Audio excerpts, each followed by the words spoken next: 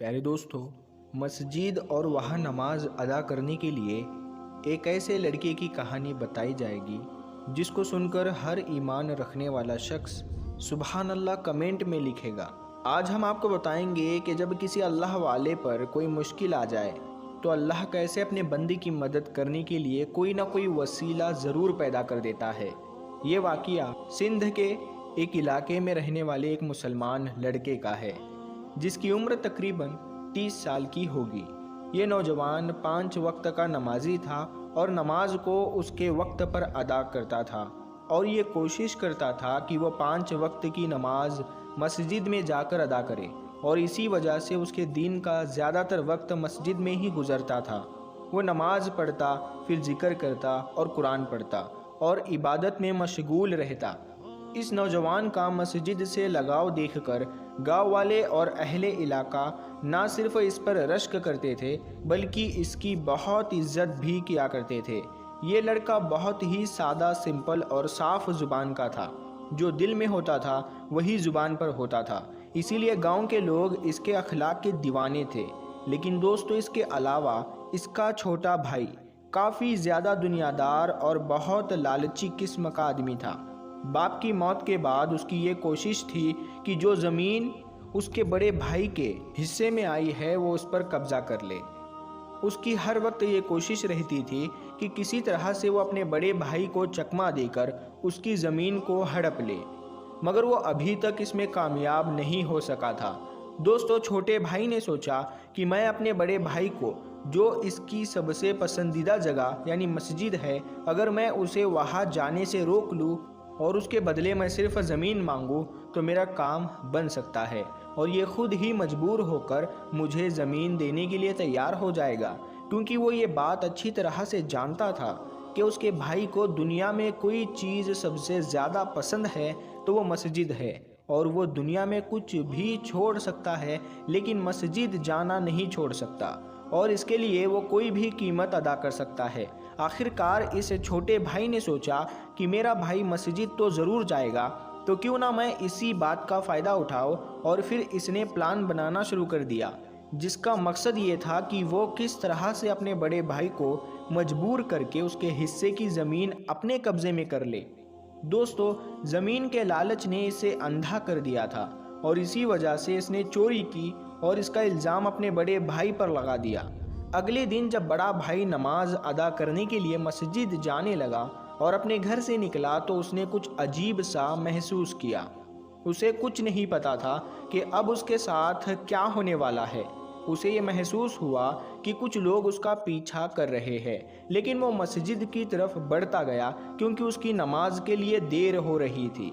वो ये नहीं चाहता था कि किसी सूरत मेरी जमात छूट जाए। और जैसे ही वो मस्जिद में दाखिल हुआ तो पुलिस ने उसे रोक लिया और अंदर जाने से मना किया।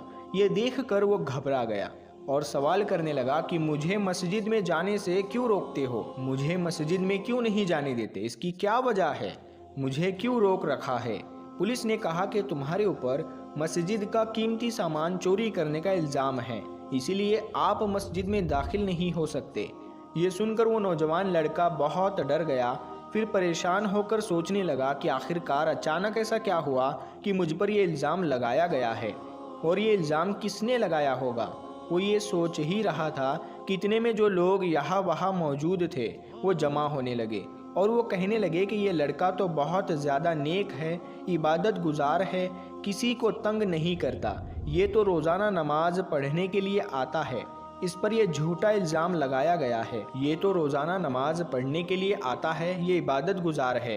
लेकिन पुलिस ने ये कह दिया कि ये इल्ज़ाम तो इसी पर लगा है और क्योंकि इसका सबसे ज़्यादा वक्त मस्जिद में गुजरता है तो जो सामान चोरी हुआ है वो इसी ने चोरी किया होगा।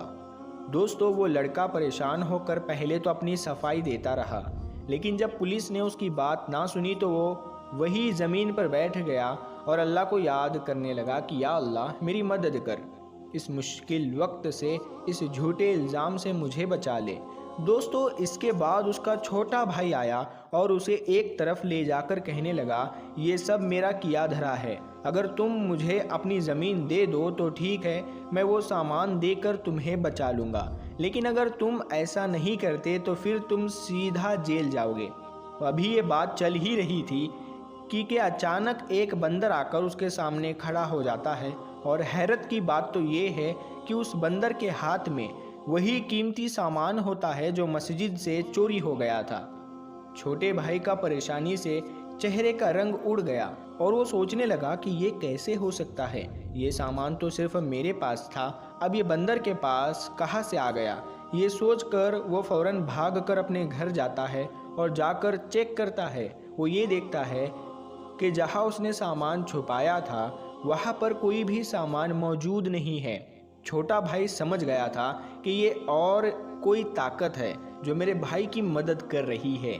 چھوٹے بھائی نے مسجد سے سامان چرا کر اپنے گھر میں چھپا کر رکھا تھا تاکہ الزام بڑے بھائی پہ لگایا جائے اور بڑا بھائی ڈر کر زمین اسے دے دے گا، لیکن اس سامان کے بارے میں صرف وہی جانتا تھا اور اسی کو پتا تھا، اس کے علاوہ سامان کے بارے میں کسی کو نہیں پتا تھا، اور اب وہ سامان وہاں سے غائب ہو چکا تھا۔